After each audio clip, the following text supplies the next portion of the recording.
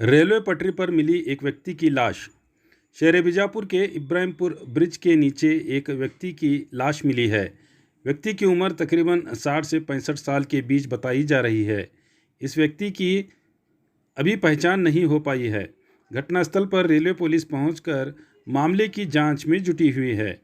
अब पुलिस की जांच के बाद ही पता चल पाएगा कि ये व्यक्ति कौन है और इसकी मौत का कारण क्या है।